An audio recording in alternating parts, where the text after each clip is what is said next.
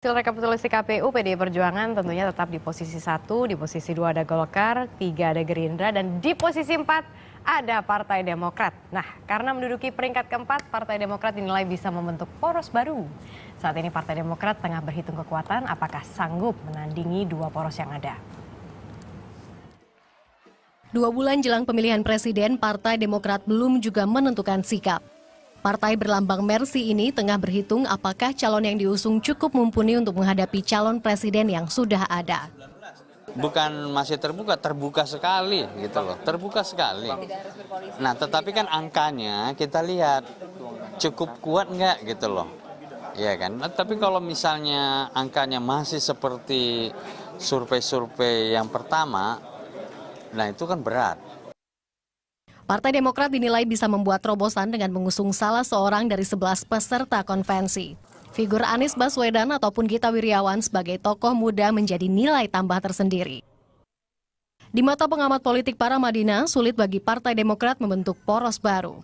Apalagi Demokrat tak memiliki tokoh yang elektabilitasnya bisa menandingi Joko Widodo dan Prabowo Subianto. Bisa saja Demokrat mendukung Pak Hatta karena Pak Hatta kan akan menjadi cawapresnya Pak Prabowo. Nah, disitulah beberapa pertanyaan yang ada di benak saya gitu. Apakah dia akan menjadi poros baru atau dia akan bergabung dengan poros yang ada, yakni poros Jokowi dan poros Prabowo. Dari hasil perhitungan KPU, perolehan suara Partai Demokrat menduduki peringkat 4. Dengan total perolehan suara 10%, posisi Partai Demokrat patut dipertimbangkan. Tim Liputan melaporkan untuk NET. Demokrat ada di posisi keempat, berarti sekarang ada 3 skenario yang memungkinkan sebelum nanti mereka mengumumkan kira-kira arahnya ini mau kemana sih. Yang pertama, bisa menjadi oposan, bisa menjadi orang yang pro dengan pemerintah yang menang, atau siapapun itu yang menang, bisa juga bikin poros sendiri. Tapi kalau kita lihat kalau bikin poros sendiri dengan siapa ya kira-kira? Karena kalau kita lihat yang dekat dulu koalisinya diseketgapkan ada PAN, ada PAN sudah ke Prabowo. PKS juga menyatakan akan mendukung Prabowo. Ya kan P3 sudah tadi kita udah dapat informasinya, ya kan? Terus kemana lagi? Kalau PKB udah resmi juga ke PDIP. Iya kan? Nasdem juga udah harus pilih. Tinggal ada ya Golkar, Hanura, ya kan, Mar? Iya betul. Sedangkan Golkar juga masih menimang-nimang nih mau bagaimana nih, bingung nih. Golkar tuh yang Cawapres atau jadi capres. Iya, karena kasihan juga loh Golkar ini kalau misalnya kita lihat di media-media tuh kayak nggak ada yang dukung gitu. Padahal kemarin kan udah sowan datang ke Hambalang. Sampai pakai kuda ya kan. Udah pakai helikopter gitu kan. Ya. Gimana dong? Nggak tahu ya. Tapi coba sekarang kalau kita hitung sama-sama. Sekarang Demokrat kan kemarin jadi 10% lebih.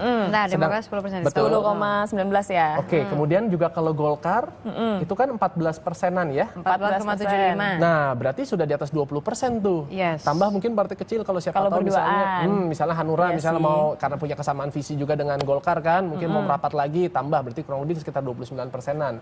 Sebenarnya sih menarik sih bisa jadi ada 3 kalau jadi poros baru. Poros baru sih. Tapi pun kalau misalnya jadi poros baru juga Demokrat tidak akan menjadi kekuatan lagi dong di partai karena kan perolehan suaranya lebih rendah dari Golkar, jadi otomatis ya jadi pengikut kali ini, tidak seperti 2 periode sebelumnya. Nah, apakah misalnya ini ada kombinasi baru antara Golkar dan Demokrat membentuk poros baru?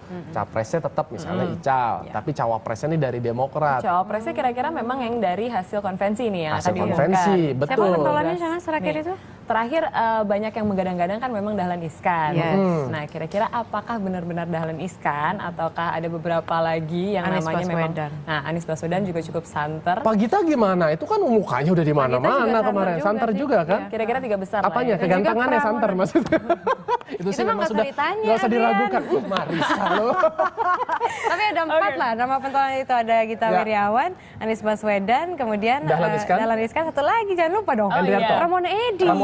Oh iya betul sekali. Oke, kita tadi ngomongin Demokrat, kita ngomongin